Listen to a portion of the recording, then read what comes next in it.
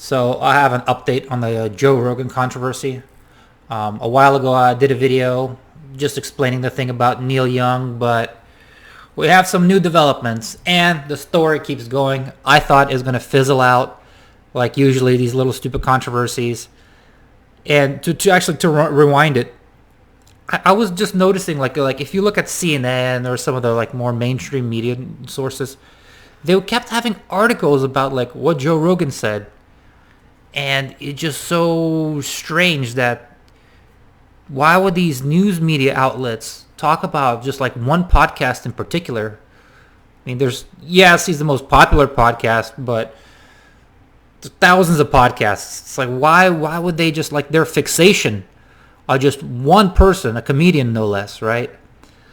So now we have. So I thought that was strange, maybe somebody can tell me what is that about? Because I think it's usually that whoever's popular, the most popular, they just do their thing, and whoever's not as popular that wants to get attention or something like that, they would like try to start some like fake controversy or try to start some beef, so they would get involved too. So some of their like Joe Rogan, popular, some of the big channel popularity and audience would rub off on them. That's just kind of strange because you are CNN, you are like corporate media, like you're supposed to be the popular one. You're supposed to be above the fray and report like, let's report about war and Ukraine. Let's report about diplomatic tensions in Kenya. It's like you're focusing on like a comedian's podcast. All right, that was strange in the beginning. Now we have Neil Young caused a stir, saying it's him or Joe Rogan, and I should have clear. So they booted Neil Young and said, well, we're gonna take Joe. We'd love to have you back, and I should have known this. I will 100% see this, because if they were to fold on that one, just from like a strategical point of view, not because there are like Spotify's on Joe Rogan's side, but from a strategy point of view, if they would have had to if they would have caved, that means, oh shit, that's working. So then other artists would have power, it's like, and then it's like all sorts of, it would just be to devolve into this nightmare, but it's devolved into a nightmare anyway, because even though they stood firm on this one, on the Neil Young issue, Joe Rogan started to bend and kind of give concessions. He made one apology video. That was already kind of like, man, don't do it. But he made an apology video explaining himself and saying already groveling, saying you're gonna do more research next time. You're gonna do this and that. It's like, and whatever Joe Rogan was saying was genuine. Yes, 100%. And he's a genuine person. But unfortunately, that's not how you fight these people. Because these people don't want you to they don't care about you doing more research or you getting more facts right, or you're having, you're trying, like you put some kind of warning, COVID-19 information warning in front of your podcast, as if that was going to do anything. Like, nobody cares about that. This is like a meme war. This is a culture war, right? You got yourself into, right? So you can't show any weakness. Well, unfortunately, he did. He made the first apology video. And then, so at first it was just about COVID misinformation, and then some other singer, released a clip of Joe Rogan, a compilation of Joe Rogan saying the N-word in different outfits, that he's he's been saying it for many years, and look how bad he is, this and that. And then I think another big crucial flaw, Joe Rogan did it again. He made an apology video, and I think this is bad, man. Like, even though that's, he never meant to offend anybody, and that's genuinely not the type of person he is. Obviously, he's not a racist, but it's not about that. It's not about that at all. And just even think about, what a terrible person do you have to, if somebody is talking for 4 hours a day and for like 13 years or whatever, like how many off-color jokes or how many stupid things like you be able to catch somebody in? And obviously that was like a low blow. And somebody would have to like, what did they get transcripts of all of his podcasts and do like a search for the N-word or something? Or like how, what a miserable person you have to be to like try to like make a compilation of that when you don't know goddamn well that he's not a racist and he doesn't, when he was saying that, it was like not saying it in a bigoted way. But it doesn't matter. The true intentions here doesn't matter because he apologized again. And when you deal with this woke crowd, you can't apologize. You can't back down because the only way they will disappear and leave you alone is that if you just not back down. Not back down, if anything. But the thing is, he got himself in a quagmire here because of the Spotify deal.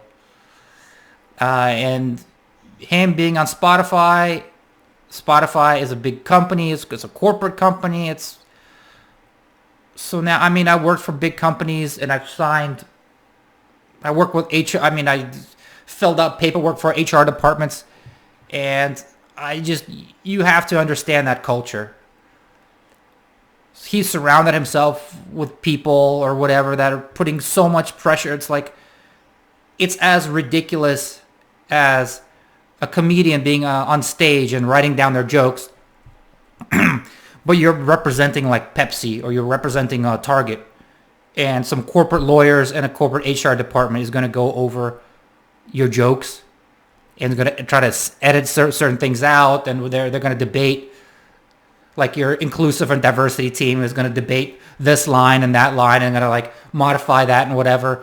And by the time you deliver something on stage, it's going to be so shit, be so garbage. I mean, other comedians are going to like lap you because they're going to be raw. They're going to be funny. And now the cherry on top is he went back and deleted 70 episodes. One with like innocuous people like Gadsad and just... So this is not looking good. I mean, I'm very bullish and I'm very happy as far as like the way free speech is going. Because they can't censor everybody. There are people like Tim Dillon. There's other like, anytime a comedian is gonna just fold and cave and not be funny, there's gonna be like 10 other ones waiting in the wings to step it up, be raw, be hilarious, spit in their face, you know what I mean? That type of thing. And they're just going to make that much better. But if you're really a Joe Rogan fan, like for example, like Rush Limbaugh, right? It's not like I'm a big fan of Rush Limbaugh, but you have to understand how many people wanted to cancel him. And he had a way bigger audience. I think Rush Limbaugh was probably talking to 50 million people a day or something like that. I mean, the reach was like on 300 radio stations. The reach was insane. I mean, Joe Rogan's numbers are big, but this is insane. And was he cancelable? No. If anything, probably made him more popular. So instead of apologizing, he should have completely done like just fucking turn it into a goddamn joke, turn it into a skit, get even edgier, you know? If Spotify kicks you off, perfect. Leave Spotify, go on YouTube, go on SoundCloud, go on on all these like sites. Put your podcast everywhere and be even funnier. You have even more audience and reach. But yeah, I think this is not over yet because they smell blood. They got 70 episodes taken down, and he's like backtracking and this and that. So once you do that, there'll be even more pressure. Like other artists are gonna like join in because of Neil Young. It's like, oh well, who cares, whatever. But because he got some successions, other people are gonna start like taking their and I love what's happening too. Like, screw Spotify, If they're going to cave like this, good. your Spotify platform is not going to be a mecca of podcasts. No way. Why would anybody in their right mind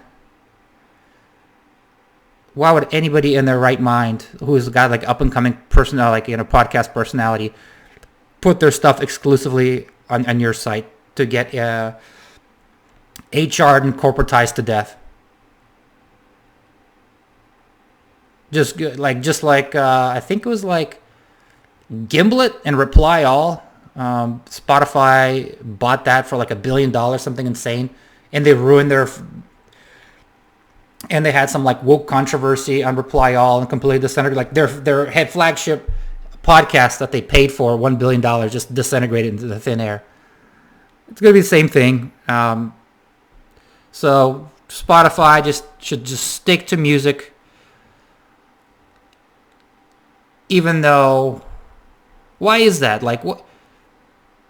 Even on Spotify, I'm sure if you look through songs or their stand-up specials, I'm sure there's a lot of objectionable rap lyrics. There's objectionable stand-up specials. Even if Joe Rogan leaves, maybe they should fight each other. Anyway, this is not going to be the end of it. They smell blood. So I'm very, very curious as to what's going to happen. And I hope the best outcome would be Joe Rogan just breaks his shackles and just goes solo.